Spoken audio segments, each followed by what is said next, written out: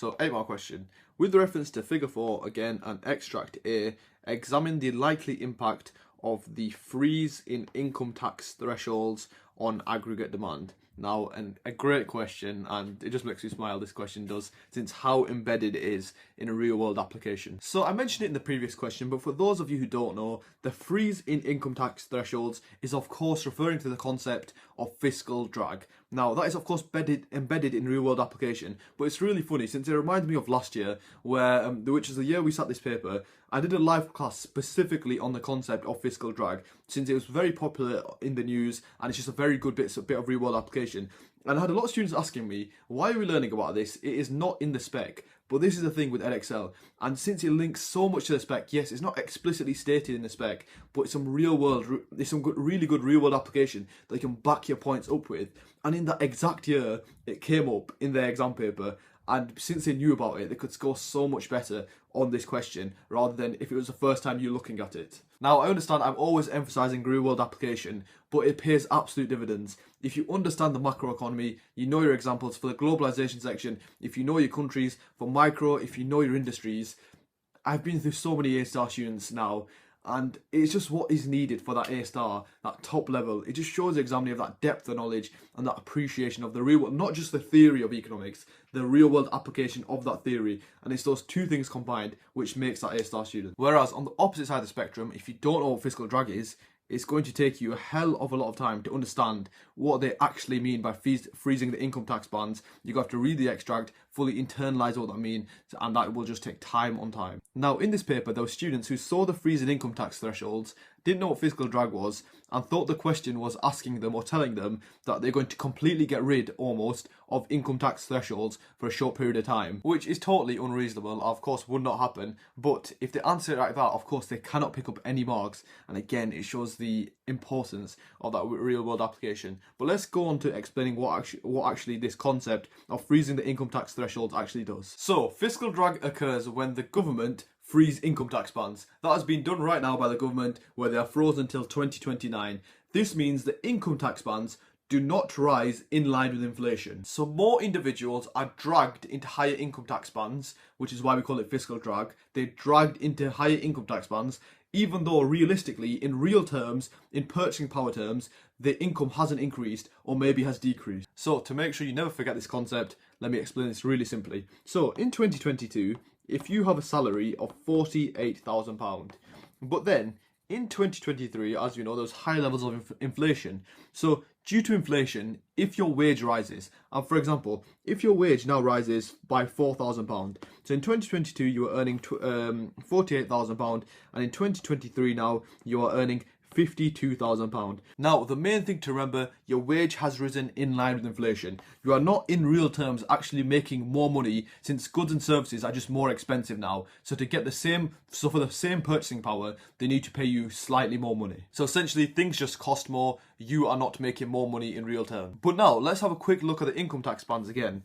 So now, since you're making £52,000, a part of your income has now passed into this 40% tax bracket. Thus meaning now, on part of your income, you're paying a 40% tax rate. Therefore, you're paying more tax, even though in real terms, you're not better off. So therefore, in terms of this example, you actually become poorer in real terms. Your real income actually decreases due to fiscal drag. And this is the exact reason why Rishi Sunak, when he was the Chancellor in 2021, he froze his income tax bands, as it's estimated each year in 2025, it will bring the government 8.9 billion worth of tax revenue. And since they're frozen until 2029, it's estimated this will bring, cumulatively, it will bring the government almost £30 billion worth of tax revenue.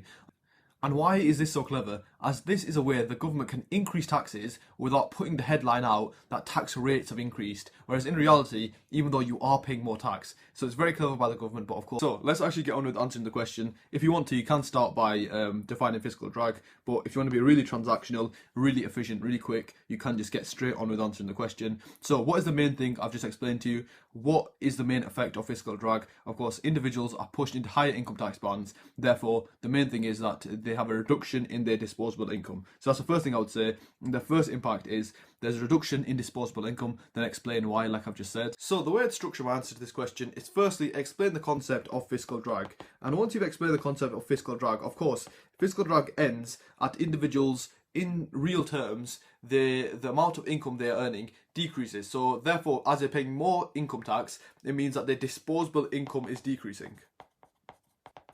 And the question is asking the effects on AD, so it's very simple from here. If disposable income is decreasing, of course, that is going to lead to less consumption. And if there's less consumption, 100%, very easy to do. Add in a little ADAS diagram. So of course, on this AD diagram, you can mention, since there's less consumption, consumption makes up around 60% of the AD formula. Therefore, it causes AD to shift inwards to AD1, thus causing a decrease in real GDP.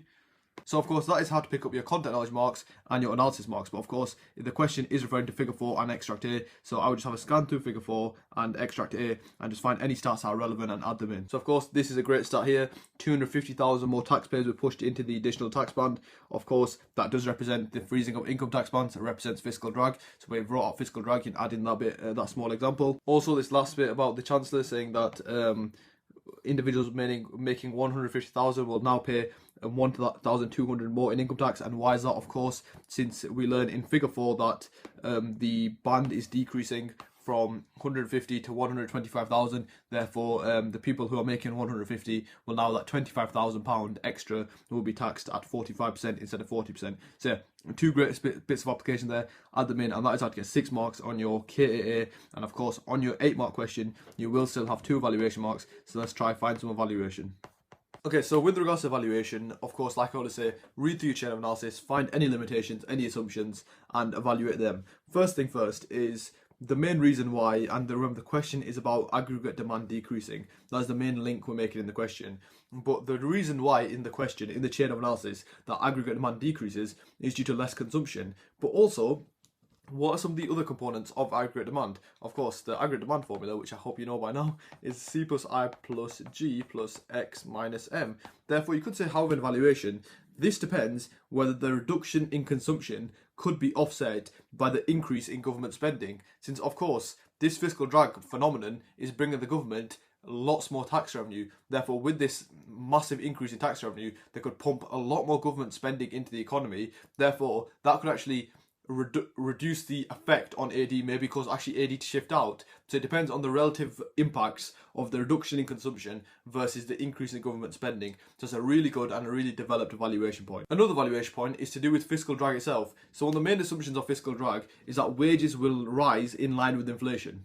But for example, maybe one year there's 0% inflation rate, or even in COVID, the wage growth was around 6%. But like I said, there was 8 months of consecutive double-digit inflation, so wages were not rising exactly in line with inflation. Therefore, that limits the effects of fiscal drag, as individuals are not dragged that much into higher tax bands, since wages are not rising as much for them to rise into the next tax band. So therefore, that limits the effectiveness, the effect of fiscal drag, as fiscal drag relies on inflation to increase individual wages, thus them being pushed into higher income tax brackets. But yeah, that is enough for the 8-mark question. I think I've hit you with a lot of information in these last 2 questions, but it's a great paper for practice.